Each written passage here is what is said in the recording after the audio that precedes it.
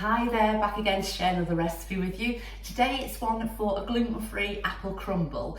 I've referred to a recipe book to make sure I was giving you the right measurements for a crumble, because sometimes I guess it and it doesn't always work out. So the book that I've taken the recipe from is the Dairy Book of Home Cookery. It's a brilliant book. I refer to it an awful lot. It's standard recipes, but so many of them will switch to gluten-free. So if you're after a basic book, something to refer to, and then switch it up to gluten-free, I'd highly recommend this one. I wouldn't be without it. So I'll crack on and just share the recipe with you now. Okay, so I've just started preparing the apples. I'm using 3 large Bramley apples, and I'm just peeling them and then just chopping them up, coring them and chopping them up, and then popping them into a pan of water. I just pop them into the water just to stop them getting brown while I'm prepping the apples, and that just works a treat. It gives you a bit more time to do them. I do peel my apples a bit chunky. You may do it a bit better than me. Okay, so once I've prepped all the apples, I just give them a quick rinse in some fresh water, and then just drain it off, and then I just add just a little drop of water to the pan, just a tiny bit, literally just that tiniest bit at the bottom of the pan, you can just see. And then I'm just going to add to that 2 tablespoons of sugar. Just any white sugar is absolutely fine, so whether it's caster or granulated sugar that you're having. And then I'm just going to put the apples onto the heat now, and then bring them to the boil, and then turn it down so they simmer, just so the apples fall.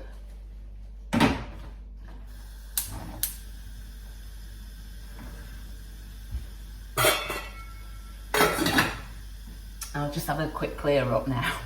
So once the pan comes up to just like a little boil, because I know there's not a lot of liquid in it to say sort of boil, then just reduce it right down to this sort of simmer, and that'll just allow the apples to cook out nicely. Okay, so that's how the apples look when they're all cooked. I've just checked it for sweetness and it's absolutely fine. It doesn't need any more sugar. I'd always say just check, just to be sure, because apples have different tartness and some will take more sugar than others. So I'm just going to transfer the apples into this dish now. The recommendation for the size of dish is one that will hold 2 pints. So just if you're sort of working it out, I did actually pour 2 pints of liquid into this to make sure it was right. Okay. So, and with that then, you just need to let it cool, because if we put the crumble topping on now, it'll just go all soggy before it goes in the oven. So I'm just going to leave that to cool, but in the meantime I'm going to crack on and make the crumble, because what I can always do is once the crumble is made, is I can then pop it in the fridge, and then it can go on the apples when it's all done.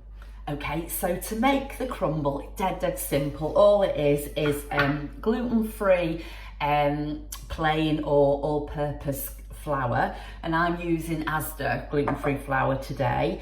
And to that, just going to add some cube butter. The butter I've had in the fridge, so it's nice and cold. And also, if I cube it small, it means it's less time to rub it in. And then I'm just going to rub this in until it forms fine breadcrumbs.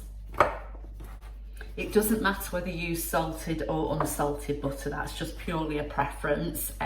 So it's up to you, whichever butter you choose to use. Also, what I like about a crumble is the apple you can prepare before and store either in the fridge or the freezer. The crumble can be prepared before and again stored in the fridge or the freezer. If you pop it in the fridge, I'd say keep it in there a couple of days, just maybe 2 days.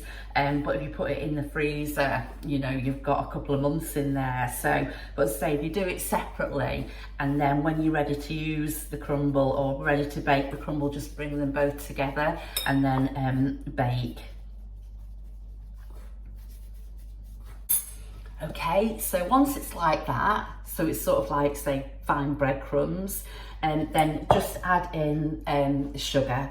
I'll put all the measurements below that you need, so I won't sort of run through that at the moment, but I'll just write it all below in the description.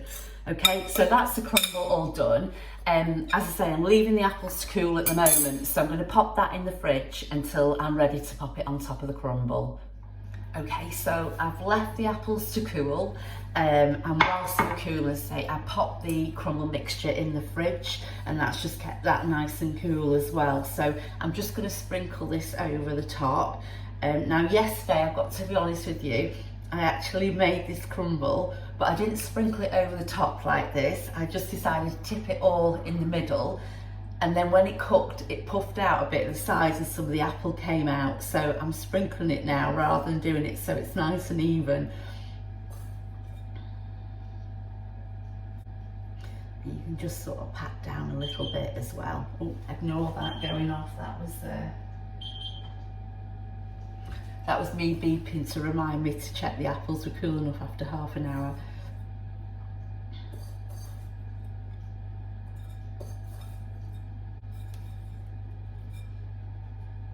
I did tip that last little bit, but hopefully that won't be disastrous for me now when it goes in the oven. Okay, right, so that's the crumble all done. And then what I like to do, I like to just sprinkle over a little bit of demerara sugar over the top then as well. Just gives it a lovely nice crunch. And this is going to bake for about 50 minutes in total. But as I say, I'll jot that down below. Now hopefully this behaves itself and doesn't all come out over the sides. Okay, so that's that, and I'm just going to pop it in the oven and I'll show you what it's like when it's baked. There we go, so I've just taken that out of the oven now, and I'm really pleased with how that's turned out today. It's not all bubbled up over the sides today, so it took about 50 to 55 minutes to cook in the oven. But the beauty about a crumble, you're not going to spoil it by keep having a peep, you know, nearer the sort of the end time of it cooking to make sure it's baked. You won't say it's not like a sponge where you'll spoil it that way. So so I'm really pleased with that. With our crumbles, I like to serve it up with put that down, a bit hot there, with bird's custard, because that's gluten-free, has no gluten-containing ingredients or gluten may contain warnings on there, and I tend to make it up with whole cream milk because it's just nicer that way, nice and rich and creamy. Of course it can be enjoyed as well with gluten-free ice cream or cream or even creme fraiche, whatever you prefer. But that's basically it. That's the gluten-free apple crumble, and that's all ready to go. Okay, so again, that's just how I go about making a gluten-free apple crumble. I hope you found the recipe helpful, and I hope it's inspired you to want to go and make one. As always, if you have any questions, then do get in touch. I'm more than happy to fill in the gaps of things that I've forgotten to mention, or you know, if you're unsure about anything, then as I say, just get in touch. Thanks as always for watching the videos I share, and thanks so much if you subscribe to my channel. It means such a lot, and it means that I can keep sharing videos with you, and it encourages me to do so. Yeah, so I look forward to being back again to share another video with you soon, but in the meantime, take care and bye for now.